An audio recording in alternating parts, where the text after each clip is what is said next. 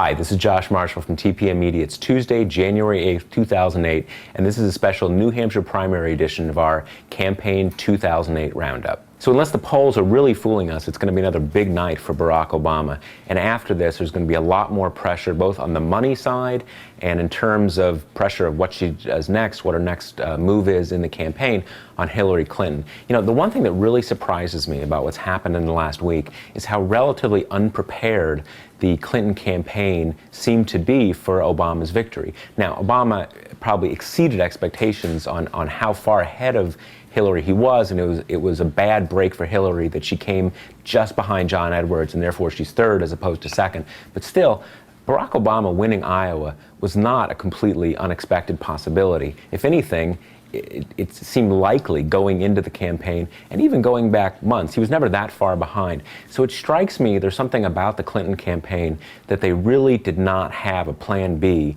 for what would happen if Barack did that well in Iowa. Now, there's also the fact that unlike previous primary seasons, there were only 5 days separating Iowa from New Hampshire, and that meant there was just almost no time for her to pivot, for her to change the dynamic of the race in that short a period. But again, we've known that for a long time. That was all expected. And I think regardless of what happens over the next 24 hours and the next couple months, people are going to be wondering what the answer to this question is. Why did the Clinton campaign not have a clearer plan for what to do if Obama won Iowa and came into New Hampshire with that kind of momentum? So again, assuming Obama wins tonight, and probably wins fairly convincingly, there's going to be a lot of pressure placed on Hillary Clinton. The one upside for her is we've got South Carolina next week, but basically, unlike the last week, which has just been a madhouse going from Iowa to New Hampshire, there's going to be a little more slack introduced in the campaign. There's not the big prize after this is February 5th, when you've got the big multi-state primaries. So Hillary Clinton can at least hope that some things she can do, somehow she can change the dynamic of this election over basically the next month or so. But she's really going to have her job cut out for her. If Obama wins big tonight, he really becomes almost a prohibitive favorite for the nomination. Okay, we're going to take a quick break, and when we come back, we'll talk about the Republicans.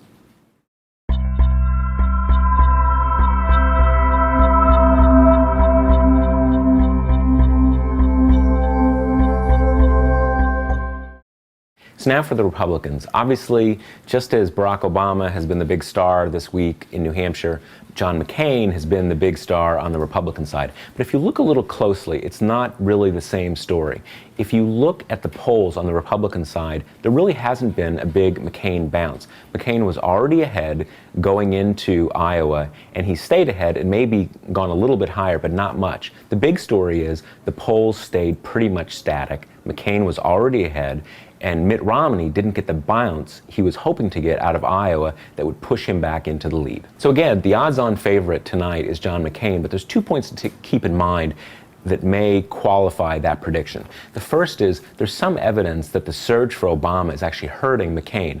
McCain has always been strong in New Hampshire among independent voters. But remember, independents can vote in either the Republican or the Democratic primary. And there's so much momentum, so much excitement right now about Obama, that's probably holding McCain down because it's keeping a lot of the independent voters who might have voted for him voting in the Democratic primary for Obama. Next, there's some small evidence that there may have been a swing back to Mitt Romney in the last 48 hours or so.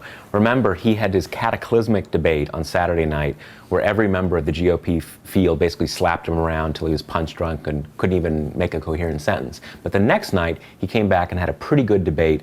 There's some anecdotal evidence from on the ground in New Hampshire that his crowds are getting bigger and stuff like that. And there's one poll today, the Rasmussen poll, that says the two are neck and neck. Now, that poll is probably an outlier, but we don't know. So consider the possibility that Mitt Romney could actually pull back ahead and pull off something of a surprise tonight. Now, a lot of people are assuming that if John McCain wins tonight, that'll really mean an end to Mitt Romney's candidacy, an end to Mitt-mentum forever. Now, Mitt would be pretty far up a creek, but it wouldn't necessarily be the end because of a couple other factors in this race. One is, remember, John McCain has really never been that popular with base Republicans. The other thing is Mike Huckabee.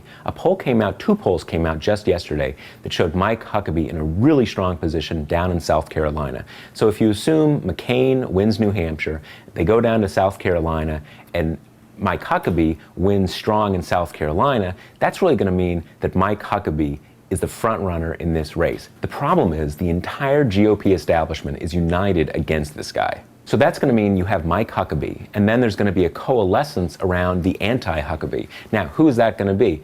You'd think it would be John McCain, and it very well may be. The problem is he's not that popular with base Republicans or the GOP establishment either. And I think that would leave a glimmer of hope for the Mitt man to come back and at least still be in the race after a defeat tonight. So that's how we see it. Let us know what you think by sending us an email at the email address below. We'll be counting down the results in real time starting tonight at 7 p.m. Eastern Time, so join us. I'm Josh Marshall from TPM Media, and we'll talk to you tomorrow.